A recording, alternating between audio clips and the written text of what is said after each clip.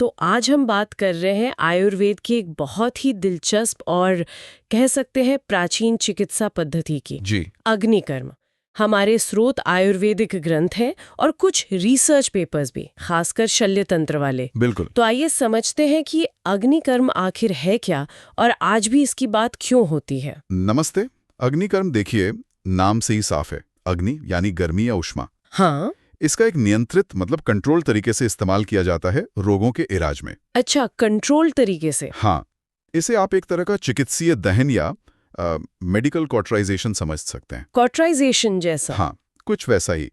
आचार्य सुश्रुत ने इसे एक अहम मतलब पैरासर्जिकल प्रक्रिया माना है। पैरासर्जिकल यानी सर्जरी के साथ या उसके जैसे, और इसे इतना खास क्यों माना गया है आयुर्वेद में? हाँ, एक सहायक प्रक्रिया कह सकते हैं। देखिए, सुश्रुत ने कहा है कि अग्निकर्म से ठीक हुए रोग, खासतौर पर वात या कफ दोष से जुड़े हुए, हाँ। वो दोबारा नहीं होते। ये इसकी सबसे बड़ी खासियत मानी गई है। दोबारा नहीं होते, ऐसा क्यों? आयुर्वेद का सिद्धांत है कि वात और कफ की तासीर ठंडी होती है हाँ। और अग्नि की ऊष्मा सीधे तौर पर उसे संतुलित करती है। उन मामलों में भी ये कारगर है जहां दवा या क्षार कर्म या सर्जरी भी पूरी तरह सफल नहीं हो पाती। अच्छा। और एक और बात, ये खून रोकने में बड़ा कारगर है और इसमें सेल्फ स्टेरिलाइजेशन का गुण भी है। सेल्फ स्टेरिलाइजेशन मतलब अपने आप संक्रमण रहित होना। ये तो उस समय के हिसाब से बहुत आगे की सोच लगती है। बिल्कुल, ये अपने आप में काफी उन्नत विचार था। अच्छा, तो क्या अग्निकर्म करने के अलग-अलग तरीके भी बताए गए हैं? वर्गीकरण का कुछ जिक्र था। जी हाँ, कई आधारों पर बांटा गया है। एक तो है आकृति के आधार पर, हाँ। मतलब किस डिजाइन में जलाया जा रहा है। डिजाइन। हाँ, जैसे सुश्रुत ने बताया, वलय यानी गोल, बिंदु यानी डॉट, विलेखा यानी एक रेखा। बाद में वाग्भट जैसे आचार्यों ने अर्धचंद्र, स्वस्तिक जैसी आकृतियां भी जोड़ी। अच्छा, मतलब रोग और जगह के हिसाब से डिजाइन चुना जाता होगा। बिल्कुल। फिर शरीर के किस हिस्से मतलब किस धातु पर कर्म हो रहा है? त्वचा पर, मांस पर, नस यानी शिरा पर, स्नायु यानी लिगामेंट पर, हड्डी या जोड़ पर? सबके लिए अलग। हाँ। प्रक्रिया थोड़ी बदल जाती है और किस द्रव्य यानी चीज से जला रहे हैं उस पर भी निर्भर करता है। द्रव्य जैसे स्निग्ध द्रव्य हैं, शहद, घी, तेल। इनका इस्तेमाल गहरे टिश्यूज जैसे नसें, लिगामेंट, हड्डी, जोड़ों के लिए होता है। शहद घी से जलाते हैं? सीधे नहीं, इन्हें गर्म करके इस्तेमाल करते हैं। और रूक्ष द्रव्य भी हैं, जैसे पिपली, शर, धातु की शलाकाएं। ये त्वचा और मांस के लिए। तो उपकरण भी अलग-अलग हुए। त्वचा के लिए पिपली या धातु की रॉड और गहरे ऊतकों के लिए गर्म किया हुआ शहद या घी। ये तो काफी व्यवस्थित लगता है। हाँ बिल्कुल। त्वचा और मांस के लिए धातु की शलाकाएं या पिपली जैसी चीजें ज्यादातर इस्तेमाल होती हैं। ठीक है। जबकि नस, लिगामेंट, हड्डी जैसी गहरी जगहों पर सीधे आग नहीं लगाते। वहां गर्म किए हुए शहद, गुड़ या वसा जैसे स्निग्ध पदार्थों से ऊष्मा पहुंचाते हैं। ये ज्यादा सुरक्षित रहता है और ऊष्मा धीरे धीरे पहुंचती है। समझ गई। तो अब ये बताइए कि किन-किन समस्याओं में अग्निकर्म करने की सलाह दी जाती है? मतलब इंडिकेशंस क्या हैं? इंडिकेशंस काफी हैं। सबसे ज्यादा तो ये पुराने दर्द, खासकर वात वाले दर्द, जैसे सायटिका यानी गृदृसी में बहुत कारगर है।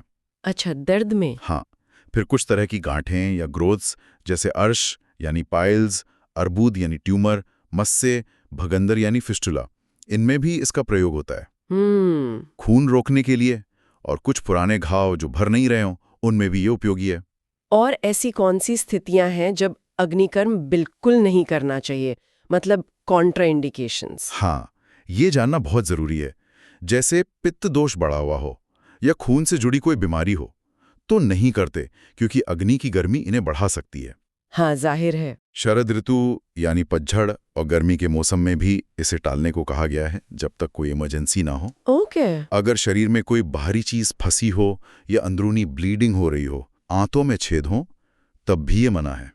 और बहुत कमजोर लोग, बच्चे, बूढ़े या जिनके शरीर पर बहुत सारे घाव हों, उनमें भी इसे अवॉइड करते हैं।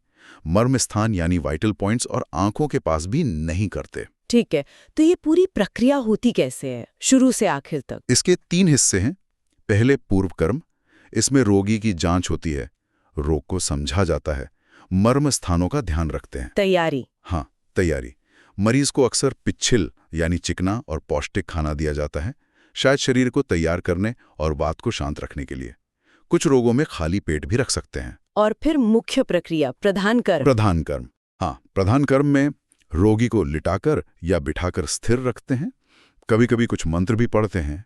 फिर वैद्य गर्म की हुई शलाका या जो भी उपकरण चुना गया है उससे तय जगह पर बहुत सावधानी से और तेजी से निशान बनाते हैं ताकि ज्यादा गहरा न जले। सबसे जरूरी है सम्यक दग्ध लक्षण देखना, मतलब यह पक्का करना कि टिश्यू सही मात्रा में जला है, न कम न ज्यादा। ये सम्यक दग्ध लक्षण कैसे पता चलते हैं? हर टिश्यू के लिए अलग हैं। जैसे त्वचा अगर सही जली है तो हल्की चटकने की आवाज आती है, एक खास गंध आती है और त्वचा सिकुड़ती है। अच्छा। मांस सही जलने पर उसका रंग कबूतर के रंग जैसा, मतलब हल्का ग्रे सा हो जाता है, थोड़ी सूजन और सूखापन आता है।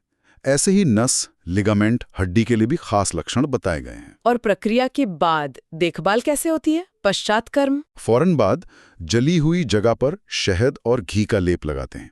ये ठंडक भी देता है और हीलिंग में भी मदद करता है। शहद और घी? हाँ, जरूरत हो तो चंदन जैसे ठंडी तासीर वाले लेप भी लगाते हैं। और आगे का इलाज लगभग वैसे ही करते हैं जैसे पित्त वाले फोड़े का करते हैं। ये सब काम कैसे करता है? मतलब इसके पीछे का लॉजिक क्या है, आयुर्वेदिक और मॉडर्न साइंस दोनों नजरिए से? आयुर्वेद के हिसाब से अग्नि के जो गुण हैं, उष्ण यानी गर्म, सूक्ष्म यानी जो अंदर तक जाए, और तीक्ष्ण यानी तेज, ये गुण वात और कफ दोष को शांत करते हैं। शरीर के चैनल्स यानी स्त्रोतस में जो रुकावट होती है उसे खोलते हैं और ब्लड सर्कुलेशन बेहतर करते हैं। ठीक है। और मजे की बात यह है कि मॉडर्न साइंस भी कुछ मिलती जुलती बातें कहता है। जैसे एक है गेट कंट्रोल थ्योरी, वो ये बताती है कि ये दर्द के सिग्नल को दिमाग तक पहुंचने से रोक सकता है। ये लोकल ब्लड फ्लो बढ़ाकर टिश्यू रिपेयर में मदद कर सकता है। शरीर के अपने दर्द निवारक मतलब एंडोर्फिन्स रिलीज कर सकता है।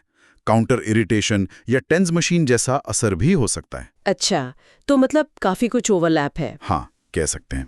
तो संक्षिप्त में कहें तो अग्निकर्म आयुर्वेद की एक बहुत फोकस्ड, मिनिमली इन्वेसिव प्रक्रिया है जो खास तौर पर पुराने दर्द और कुछ दूसरी स्थितियों में काफी असरदार रही है। जी। और इसके पीछे के जो सिद्धांत हैं वो आज की मॉडर्न तकनीकों जैसे कॉटराइजेशन में भी कहीं ना कहीं दिखते हैं। हाँ, ये प्राचीन विज्ञान की गहरी समझ और ऑब्जर्वेशन को दिखाता है। वाकई ये सोचने पर मजबूर करता है कि आयुर्वेद की इस पुरानी तकनीक में और कितनी संभावनाएं छुपी हो सकती हैं जिन्हें आज का विज्ञान शायद और अच्छे से समझकर इस्तेमाल कर पाए। हाँ बिल्कुल।